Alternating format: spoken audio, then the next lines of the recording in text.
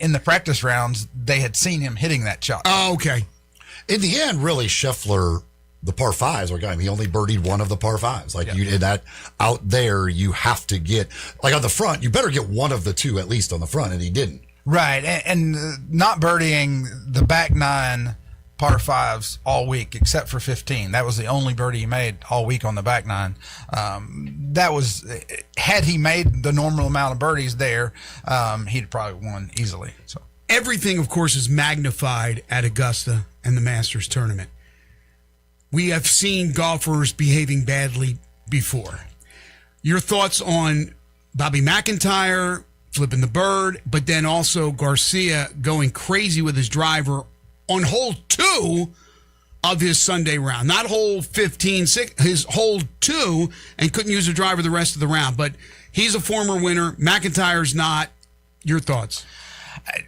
McIntyre, just frustration. Obviously that's not something that needs to be seen on television or, it just, like you said, the Masters just exasperates everything. I mean, it makes it worse. The pressure is so much greater than a week in and week out, and you've got to be so precise. And those guys just, the steam finally has to blow off. Garcia, that's pretty typical for him. I mean, that's going to happen with him when he really gets under pressure and doesn't play well. He's always done that. When they say they were reprimanded, what do you think that exactly means? What were they said? What could they say to him?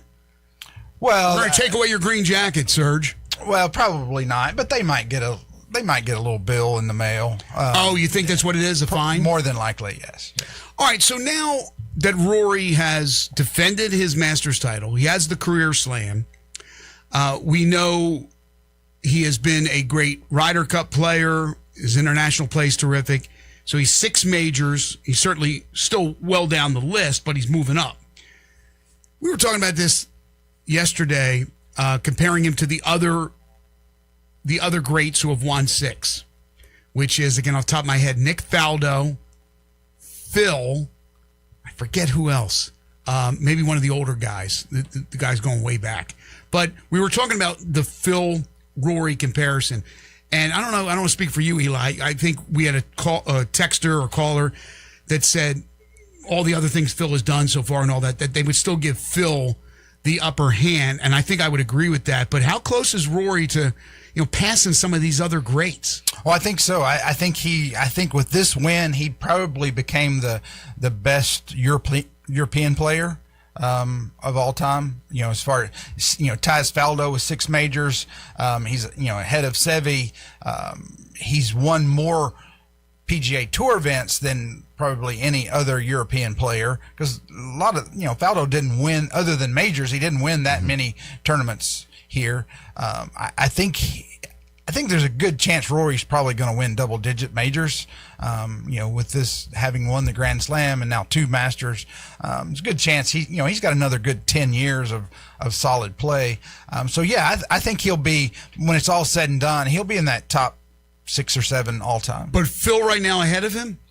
I think so, because he has so many more tour wins. Rory's in the late 20s, right around 30 tour wins. As far as career wins? Yeah, on the tour? Phil's closer to 50, I believe. The other thing we've talked about, and it's not like Phil's old, but he's over 50 now. The competition today, in my opinion, is the stiffest it's been. It is. It continues to go that way. When Tiger was early 2000s, everybody was talking about, the competition is better now than it was when Jack, it just continues to get deeper. And I think it always will. Rory has 30 PGA Tour wins.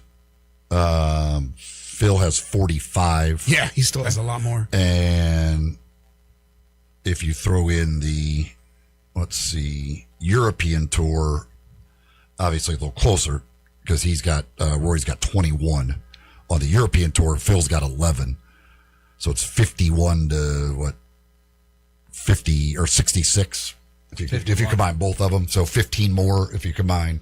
How many starts, I wonder? Because even though Phil, I'm sure, skipped some tournaments, they just didn't skip as much as they do now. And Phil has always played more, through his prime. He played a lot more than, say, Tiger did or some of your top players. He's always played a lot more, right. Lesser events. So I would look at starts too. I think that's very important.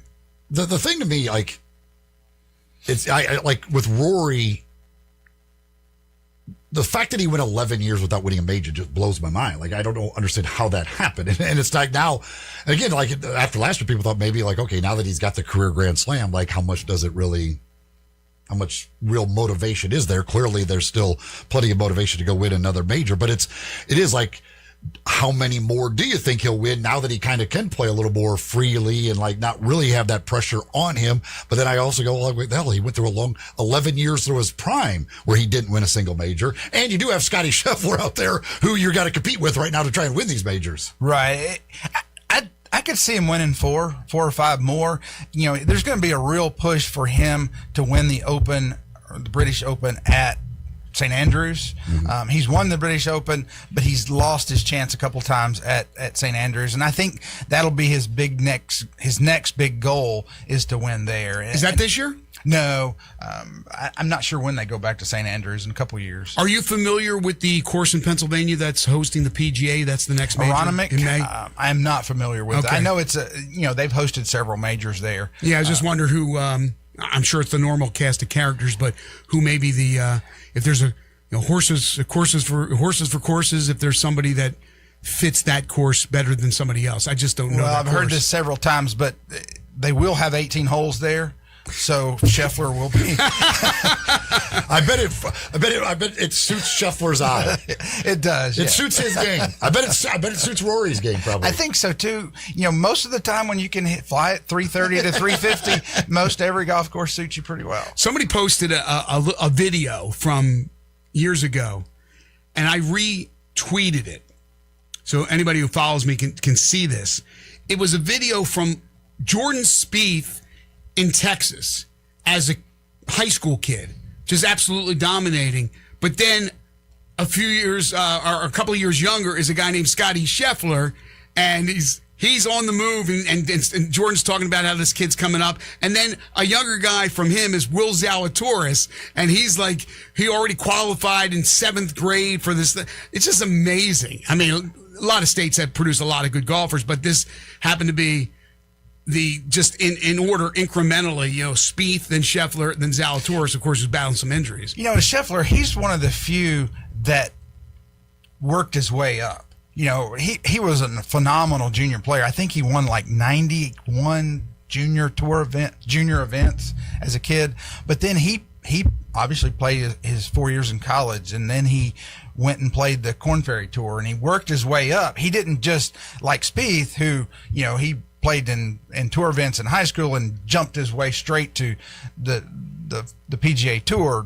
Tiger, never had to play any of the developmental tours or anything like that. But Scheffler did. He worked his way up. Well, when he got on tour, he came up with that group. It was him, Morikawa, Matthew Wolff. Yeah. And wasn't there another one? And they all was it Cameron Young? They all won immediately, and Scheffler didn't. Right. Like Scheffler couldn't win. He took like over a year to finally get a win, and it's crazy to think now, like all of a sudden it clicked, and now the guy can't quit winning, and every time he's there, especially at majors, he's basically a top 5 guy. Right. He was picked for the Ryder Cup, and he had either won once or not at all, but then beat John Rahm on Sunday at the up at Whistling Straits, and that was kind of like the light switched right there, and he's been nonstop since.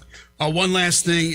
It is official, something that we reported a couple of weeks ago, that Robert Miller has been tapped as the replacement for Joe Tomac as the FedEx St. Jude Championship Executive Director. He has been with the tournament for a number of years, serving as the event's sales director. He's a Southern Miss grad from 03.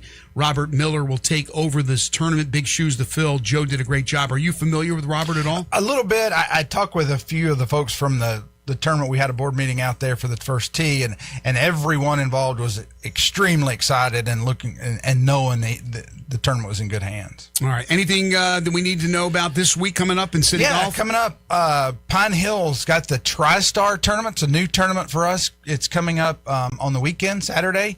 Still open spots to get in. It's a 2-man event, and it's 3 different formats. You play scramble, you play alternate shot, and you play aggregate score. Oh, wow. So a really fun event. It's a new event that Austin Chin is running this Saturday at Pine Hill. So lots of spots available. What do people have to do to sign up? MemphisPublicLinks.com is right there on the website. Easily sign up, get registered. And that's where you go also to set up your tee times? Make tee times, get information about the golf courses, pricing, any information you need there, MemphisPublicLinks.com. All right, Mick, we'll talk to you next week. Sounds great. Thanks, Mickey Barker, he is the administrator of golf in the city of Memphis. The PGA professional is also a Hall of Fame golfer from Lipscomb University. Follow Mickey on Twitter at MickeyBarker1. We'll take a timeout. When we come back, Fred Smith's going to join us. The Briarcrest standout who's headed to the University of Memphis. You're tuned into Sports 56 Mornings with Greg and Eli on Real Sports Talk, Sports 56, 98.5 FM.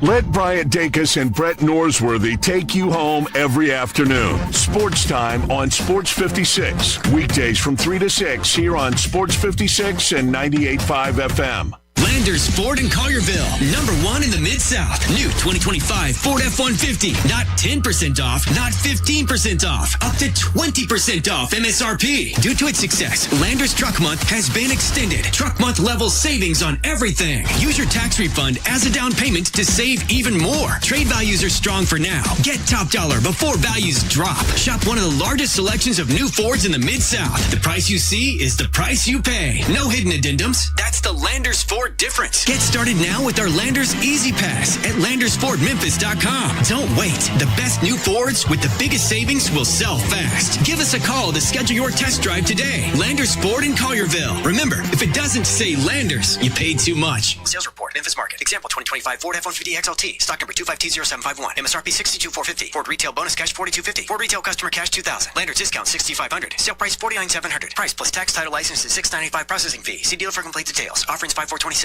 Tito's Handmade Vodka is America's favorite vodka for a reason. From the first legal distillery in Texas, Tito's is 6 times distilled till it's just right and naturally gluten-free, making it a high-quality spirit that mixes with just about anything. From the smoothest martinis to the best Bloody Marys, Tito's is known for giving back, teaming up with nonprofits to serve its communities and do good for dogs. Make your next cocktail with Tito's. Distilled and bottled by 5th Generation Incorporated, Austin, Texas. 40% alcohol by volume. Savor responsibly. Drivers who switch their home and auto with Progressive could save money and time. Other things try to do this, but they really don't. Like the touchscreen at fast food places. It's not like you save time because it takes you longer to use a touchscreen than, I don't know, someone who works there. And another thing, you'd think it would save money because they're not paying a cashier, right? But no, same price. Also, why is there an option to tip? Who am I tipping? Exactly. Anyway, even if you can't save money and time with some things, you could with a Progressive home and auto bundle. Progressive Casualty Insurance Company, affiliates, and other insurers. Not available in all states or situations.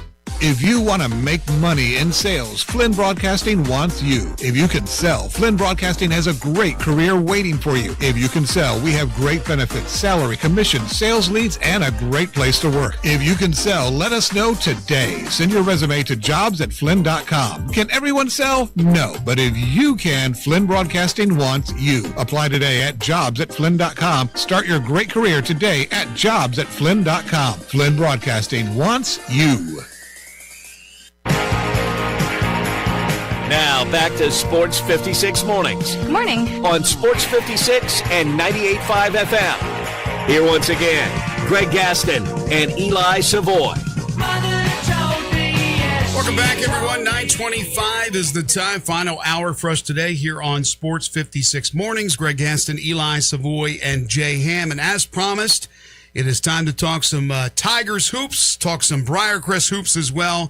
He led Briarcrest to 2 state championships. He's a 2-time Mr. Basketball winner, and now he's headed to play at the University of Memphis. Fred Smith Jr. joining us now on Sports 56 Mornings. Hey, Fred, how are you? Hey, I'm doing good. Thanks for having me. Hey, thanks for joining us. Really appreciate it. First of all, congratulations on your tough decision. I know you had a lot of suitors out there. When did you know for sure it was going to be the University of Memphis?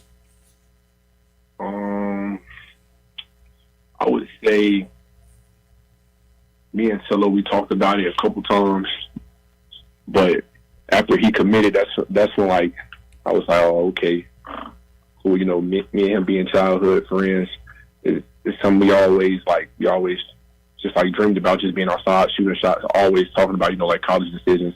So I would say probably like a couple months after he did. Right. So you knew that it would be a great opportunity, but you didn't know 100%. That's why you took your time in making the announcement. I know you had Tigers fans on pins and needles wondering what you were going to do, but I guess with all recruits, they should take their time and make sure that they think about it thoroughly and make the right decision. But after a couple of months, as you said, you decided to join forces with Cello. Tell us a little bit more about that relationship, how it started, and how do you think you guys can work together on the court? I would say it originally started my 6th grade summer. That's when I first met him, and since then it's been history on and off the court. Did you was it like in the same neighborhood, or was it through like AAU basketball? How did you guys meet? We live close, but okay. I would say mostly through basketball for sure. The what is it about other than obviously him, but with Penny Hardaway and the University of Memphis, the hometown university, what was it about that situation that attracted you to make that decision? I was put God first, of course, and being able to lead me in the right direction. But I would say for sure my mom, my dad, keep me well rounded and grounded into making my own decisions as well. I would say staying at home for sure. Too, you know, that just home being home. So right, and really Memphis has gotten away from that a little bit, but for years and years and years, decades, they have relied on local talent because the local talent's so good. And I'm sure, you know that, but I'm sure your mom and dad knows that. And relatives of yours, Fred, know the history of Memphis basketball. And to have you not return, but stay in Memphis, again, they've gotten away from that a little bit. I think it's so exciting for the fan base. But does it come with a little more pressure of playing for the hometown team? I mean, no, not really. I feel as if I'm prepared. God has prepared me, the people around me has prepared me for different levels, especially with basketball. But I want to say it's no pressure. It's basketball at the end of the day. I mean, people have their own opinion. People are going to say what they want to say. There's goods and bads to it. You got to stick through. Got to face adversity for what it is. One of the good things is that your family, your friends, people you went to school with, they have a chance to watch you right here in Memphis at FedEx Forum. Yes, sir. Just trying to build the program back. Even with like Memphis kids, like you said, like me and Cello, and be able to play at a high level. Mm-hmm. Obviously, you had one of the best high school basketball careers anybody's had in the city, with the state championships and the Mr. Basketballs and everything else. How do you see your game translating to the college level? What are the things you feel like maybe you got to work on here to get ready and be ready for the college game? I would say the physicality and strength changes at every level. So for sure, those two, being able to play defense, having a consistent jump shot for sure, and speed. So what are your plans in the off season now as you get ready to head to Memphis as far as working out and preparing? And then of course you'll join the team once graduation takes place, I assume, and then you'll join the team and then have those off season workouts with the school. But on your own, what do you plan to do to try to make all those areas you just discussed improve on those areas? Just doing what I've been doing, staying in the gym each and every day. It's always been me and my dad. So him pushing me the days I don't want to do it. He's on me, so I'm never slacking or lacking anything. but whatever it is, it could be the weight room, shooting. I'm doing it all each and every day. I'm getting it in. So Did I see a video of your dad dunking still? I think you say I think you're talking about my commit soon video. Yeah, he dunked it. How old is your dad? Yeah, 52. Yeah, man, goodness gracious. Good for him. That's awesome. How big of an influence has he been? I know he's on the staff over there at Brockers, but how big of an influence just has he been on your game? He's been a huge influence. I remember when I first started playing, he used to make me do a lot of dribbling drills. He used to always tell me you have to be able to dribble the ball, you have to be able to dribble the ball, and I couldn't understand it when I was younger. Mm-hmm. And as I grew into the position that I came into, like coming into high school, even in middle school, I'm me being like the height that I am, and just being able to be like a positionless basketball player and handling the ball pretty well, it really helped me. So, Fred Smith Jr. joining us on the program. Fred, what are your earliest memories of Memphis basketball? I assume you went to some games, watched them on television. What are your early memories of the team? For sure, Coach Penny. You know, just I watch his highlights all the time. His old college highlights, man, super exciting, super explosive. Just wanted to be like, just seeing that atmosphere even back then was crazy. How long have you had a relationship with Penny? How long have they been really recruiting you? How's that relationship kind of grown, getting to know him, and now he'll obviously be your head coach? Yeah, our relationship has always been pretty good. Good friend with my dad. I've been knowing since I was a kid. So, but really, I really want to be able to try to model my game after him as well. What has he said to you since you committed recently? And by the way, when are you officially signing? Is that tomorrow? Tomorrow is the official signing day. Well, I, of course, I have to talk to my parents and my coaches as well. So I don't officially know if it'll be tomorrow for sure. Okay, but tomorrow is the signing day, day. though. It's tomorrow's officially signing day. Okay, so what has Coach said about his expectations? What does he expect from you?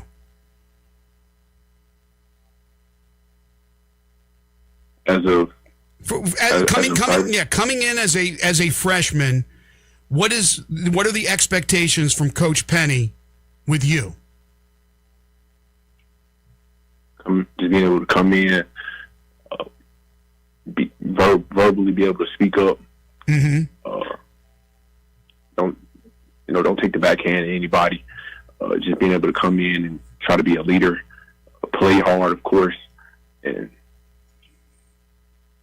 do you expect to be impactful? Do you expect that you can make an impact in your first year?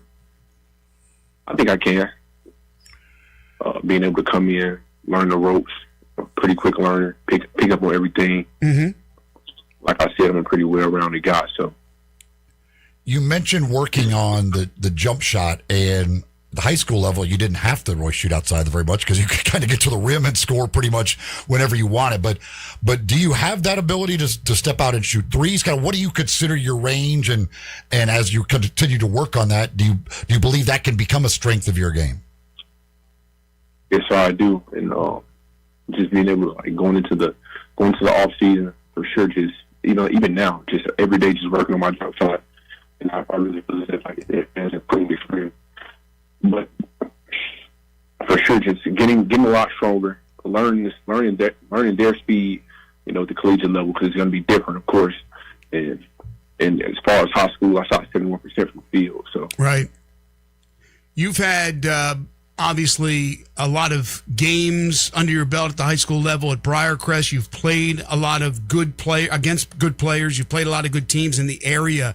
Is this something that you maybe look at trying to help other guys who are looking at maybe their college chances and opportunities, whether it be for next year or the year after, and maybe lean them towards Memphis, if they are players that could play, have the caliber of playing at the University of Memphis. We've always talked in years past about players who have so many friends from the area to kind of steer them in that right direction. Do you think you could be also a soundboard for those players, and maybe this will start a new trend, a return to local players playing for Memphis?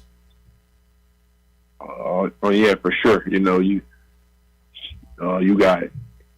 I talk to a lot of kids, even friends. They go to different schools around the city. My guy, my teammate Joshua Huggins. You know, very talented, man, super strong to be a sophomore. People think he's a senior. Right. He's only a sophomore. He has 2 more years of high school left. It's crazy. His ability, the way he passes, the way he plays. But yeah, for sure, him. You know, a couple kids around the city. DJ Okoff that goes to Bartlett, Braylon, Dylan. Those guys. Yeah, I always talk to them about that. So. That's fantastic. Putting the whole group together. That'd be a pretty impressive group if you got all those guys.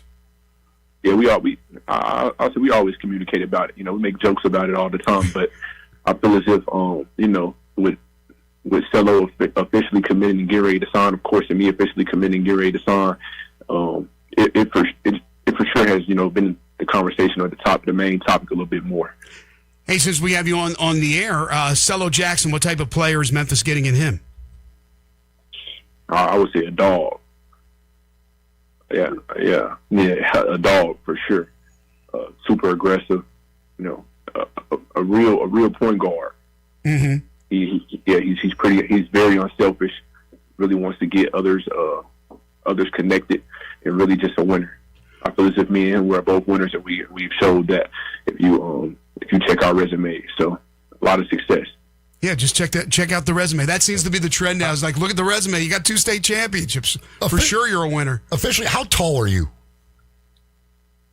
6'7". A lot of people you see it on the headlines. A lot of people say, or just like recruiting pages or whatever, you see 6'8" or 6'9", but 6'7", maybe 6'8", but 6'7", and what are you weighing?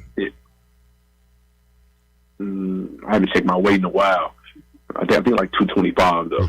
That's pretty big. Well, strong. That's strong. Strong guy in high school, but like you said, the next level, you got to even be stronger. All right, final few moments here with Fred Smith Jr., the 2-time Mr. Basketball winner at Briarcrest Christian, now headed to the University of Memphis.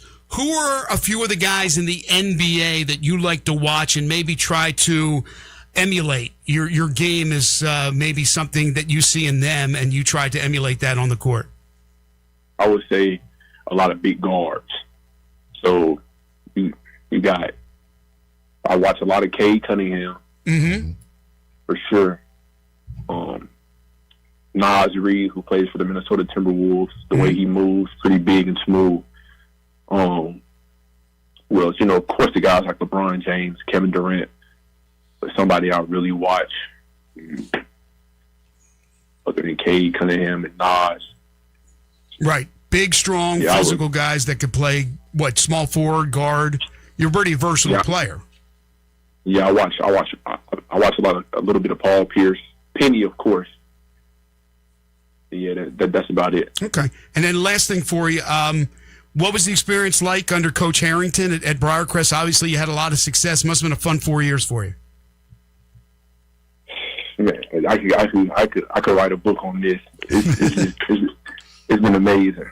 Coach, he since I was a freshman, he wrapped his hands around me and really just pushed me each and every day to be not only the best person I can be, but basketball player as well. He holds me accountable even now in school.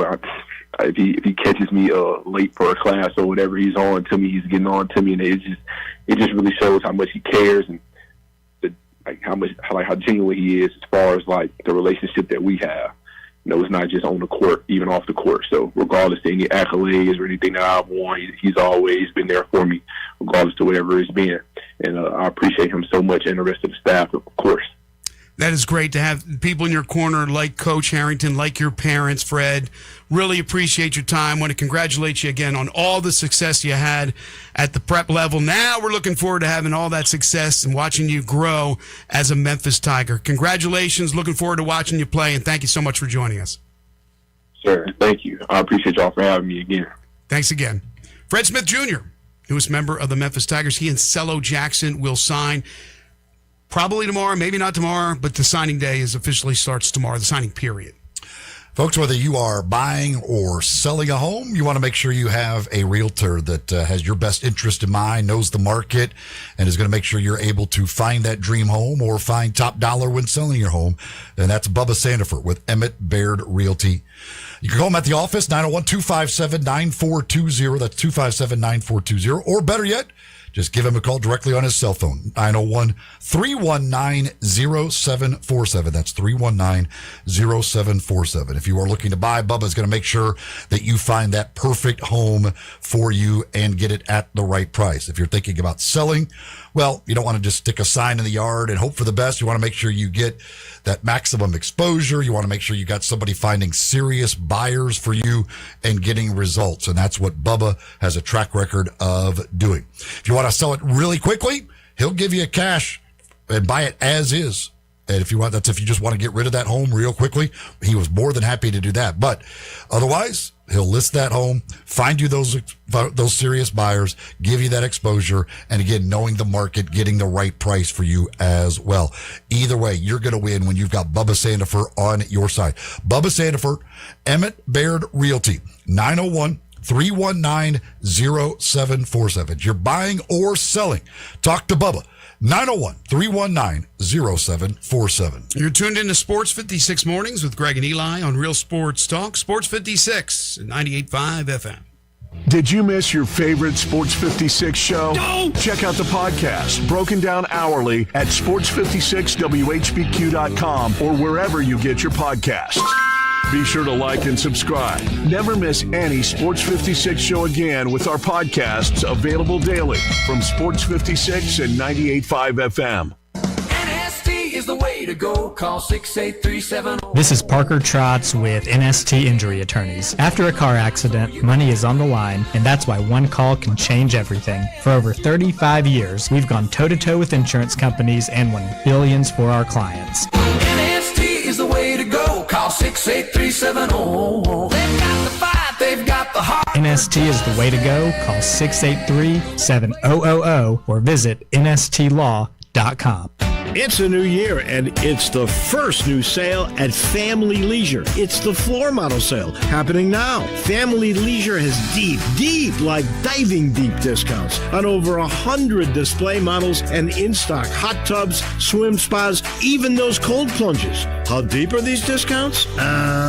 I'm not allowed to say. So if you've been putting off getting a new spa, then right now is the best time to buy. Here's one price I can let loose. You can get a spa as low as $99 a month. Plus, you can get over $1,000 in upgrades with every spa purchased. One other special deal, you can get an $8,000 spa for only $159 a month. And you know what? Family Leisure is going to throw in some LED lights and waterfalls on most models. Room's got to be made, and so do the deals at Family Leisure, Whitten Road and I-40, where family and fun come together.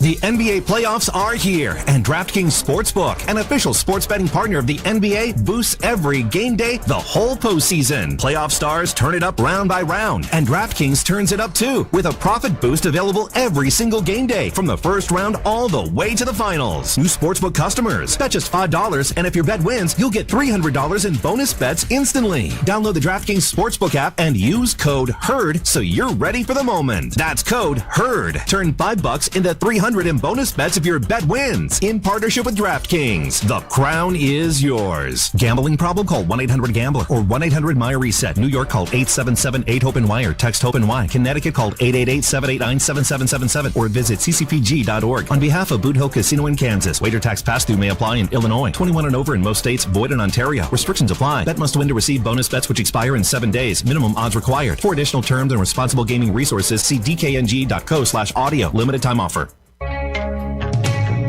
Now back to Sports 56 Mornings. Good morning on Sports 56 and 98.5 FM. Here once again, Greg Gaston and Eli Savoy. Welcome back. It was great to have Fred Smith Jr. on the show. Again, if you missed any of our interviews, we will have them for you on the website. All you have to do is go to sports56whbq.com. You can listen to the podcast. We break it down hourly. We'll put up the Fred Smith Jr. interview on featured audio. So you just go to that featured audio tab and you can check that out. I saw where Steve Kerr has announced that Steph Curry is on a minutes restriction. They're in the postseason. They're going into this game tonight where they have to win to move on or they go home, and he's on a minutes restriction. It's just weird. I mean, you're telling me there's a difference between him going out there and playing 23 minutes or 29 minutes? I don't think that's going to hold. I don't get it. I mean, as competitive as Steph Curry is, I can't imagine Steph Curry, if he's stepping onto the court, especially with a game of significance. Now, look, they understand who they are, I'm sure. They're not winning the West. But you're telling me he's going to pull back the competitive juices? He's going to listen? I mean, come on. That's not going to stand. Steph's not going to allow that to stand for himself. He's just going to play. He's got a whole off season to Exactly. get better. Well, yeah, but I mean, what it means up here is like he's not going to. Don't expect him to play 38 minutes like he would normally play in a game like this. But like it should be whatever he's not healthy. It should be whatever it takes to win the game. Am I missing something here? I don't think he can really go extended minutes like that anyway. Yeah, if he can't He's not- go. I mean, he's not healthy. If he can't go himself and he goes, look, I can't do this. But if you go in there going, he's only playing 22 minutes and he's like, man, I'm feeling fine at 20, and you don't put him back in, then what are you doing? You're doing a disservice for your fan base. I don't get it. I know you probably watched some of the WNBA draft, did you? The entire thing. I know you're locked in. All I know is my Twitter. I mean, it was just blowing up. I was like, stop it. I mean, I don't care. I got to be honest with you. I don't care who's drafted and all that, but some of the names were very familiar. But one was an Ole Miss player. Is it Cody McMahon? She is a bucket, a serious bucket. Headed to the Washington Mystics. You had Coach Yo there, who's done an unbelievable job with that Ole Miss women's basketball program. Congratulations to her. So was there any big surprises with the draft? No big surprises. It pretty much was a chalk draft. I mean, I think you probably would say surprises with some of the unknowns with the international ladies. Had a few ladies coming over from France. A couple of them from just all over the world, really, but notably the French girls. I'm telling you, Yeah. France is taking over basketball. Taking They're over trying to, man. They basketball just want to take completely. over basketball. It's like crazy. Well, UCLA having 5 first-round picks is crazy. 5 first-round picks, and their whole rotation of all 6 of those ladies were drafted. Wow. That's impressive, man. That's 5 first-round That picks. whole national championship rotation, that whole group. That tells you how you win a championship. you got that many obviously, again, that we talk about, they're all seniors, but so they're all eligible for this draft. But yeah, and then all get drafted, 5 of them in the first round. And the first 2 were drafted by the Mystics, so they're going to continue on together. And the Mystics had a fantastic draft. I think they probably had like 3 or 4 players in the draft that was in the Final Four. And it was 4, 5. The UCLA players went 4, 5. The first 4 went 4, 5, 6, and like 9. 4, 5, 6, So like 4 9, top and then 10s, the back 4 end top of the 10s, first 5 round. first rounders, Right. 6 overall. So if UCLA can't defend their title next year, it's We know why. understandable. It's understandable. I think you may have alluded to this, and you can correct me if I'm wrong, but did you not say that if the Knicks don't get it done, probably Mike Brown's gone? I don't think Mike Brown's gone, but I think that roster may get messed Okay. with. Stephen A. Smith says he believes Mike Brown will be fired if the Knicks lose in the first round, that he will become the scapegoat. I can believe that too. Nothing will ever surprise me In about New the York. Knicks. But I still think, especially if it's first round, then I don't think there's any doubt they will look to, as I mentioned yesterday, Cat's probably the most likely guy. But I think even if they lose second round, it'll be Giannis. Like, they're going to go, if they lose in the first or second round, they will make the full blitz to try and get Giannis in there, and which I'm assuming would be Cat, and who knows what else would all have to be. Of course, you probably have to get the other Antetokounmpo. You got to do the family. You got to get the family involved in the trade. So I don't know who else that requires. On the Knicks side, there'll probably be Cat, Bridges, maybe Hart, something like that. But yeah, I can't imagine they run it back next year if they don't advance past the second round. At least to the finals, I would think. Mike Brown's a very good coach, but remember that whole deal with the Knicks? They kept striking out trying to get their main guy, Mike Brown. It was like a reluctancy pick. And even with that, Mike Brown shouldn't have been fired for the job that he did in Sacramento a handful of years ago. He shouldn't. That's why I say I think he's a good coach, but he was probably fifth on their list, fifth choice. And so I understand what Stephen A. Smith is saying, because it's probably true that he would be the scapegoat. We'll just move on from the coach. But I think you seriously have to look at breaking up that team you have if it doesn't work out. Then you say something about if your little guard is the biggest. Yeah, that small guard that's under 6'5", if he's your best player, it's going to be a tough time to win in this league, considering that we only seen it twice. That's a great point. I mean, look, there are players on that team that certainly are really good, and they specialize in certain areas, from OG Anunoby to Mikal Bridges.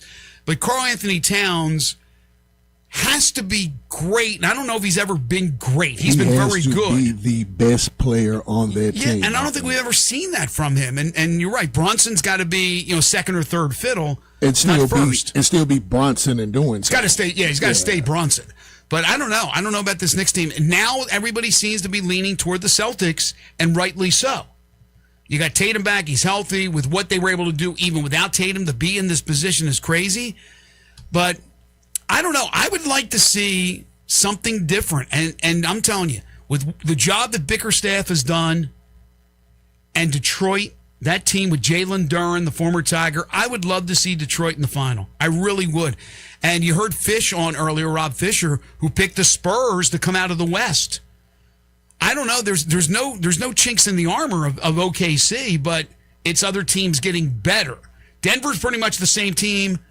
Did they add the guy you love, Cam Johnson? They added him the past off season, right? So he's added to the team that took Oklahoma City to the limit last year. And then when you think about that Denver squad, they still have 5 guys that know how to win a championship. They won a championship from the title, from the title team, because they brought Bruce Brown back. So right, at the end, he played all 82 games this year. Commended, shout out to him for that. But having Aaron Gordon back, being that third playmaker for them, was major, because he can facilitate a lot with his athleticism, and he's grown as a playmaker. And that's something to say, because the Spurs don't have that experience. Some people may think that's overblown. I don't. I think having that experience is helpful. You got to have it, but we all agree they have the ultimate game changer and cheat code with Victor Wembanyama. They do, but OKC is 10-12 deep. Do you know there's a chance, I didn't even realize this, a small chance they could get the number 1 pick in the draft? How small a chance? They have the Clippers pick. Oh. I didn't even realize that. I was driving in listening to national radio, and they talked about this. Like, you got to be kidding me. You think we've ever had a mass group of people that's just been upset with Oklahoma? Well, and the thing, and that's why, again, the people who were, nobody should have been upset with the Jazz tanking, because if the Jazz fell out of the top 8, Oklahoma City gets that pick. Sam Presti. Rich getting richer. But yeah, Presto Changeo. He's a magician. They've got the Clippers pick no matter what. Now, the Clippers might get the Pacers pick if it's not top 4, but yeah, Oklahoma City, that's the thing. Again, they basically don't have their first rounders from the last 2 years playing. That's unbelievable. I mean, Sorber was never going to play. I mean, they're going to add Sorber next year. Well, what's it? Oh, you're talking about Jovic, yeah. From 2 years ago. Didn't he have testicular cancer or something? Yeah. He played a little bit with I got to see him in the G League, but he's still trying to round into form after basically missing almost 2 full years. Right. That thing, so basically, if they actually draft a healthy person this year, they will be adding 3. Don't ask the Grizzlies about doing that. They'll add 3 or 4, because I guess they probably, I don't know if they have their own pick. I assume they have their own pick as well. But they'll be adding 3 or 4 theoretically first round picks to the roster next year. There's no room. That man should hold a seminar on how to play those squads. One last story before we call it a day. Learfield, the major college sports multimedia rights holder, and my son is the Tiger Sports Properties general manager, overseeing the University of Memphis. They are finalizing a sale to PE firm TPG. Industry sources confirming to a number of different outlets. The official announcement expected in the morning today. This was from last night. The price of the sale, roughly $1.8 to $2 billion. That's with a B, $2 billion. TPG will have a controlling stake. I wonder if that changes how things are run. I'll have to ask my son about that. That's some big news as far as that is concerned. And that's going to do it for us today. Want to thank Rob Fisher, Mickey Barker, and Fred Smith for joining us on the program. Tomorrow, among our guests, DeMichael Cole to talk Grizzlies. He'll join us at 8:05. Of course, we'll be talking postseason NBA as we got the first two of the playing games that will take place tonight. And everything else that's going on in the world of sports will begin at 7 a.m. tomorrow morning. Wolo and Friends on Sports 56 is coming up next. For Eli Savoy, for Jay Ham, I'm Greg Gaston. Have a great day, everyone.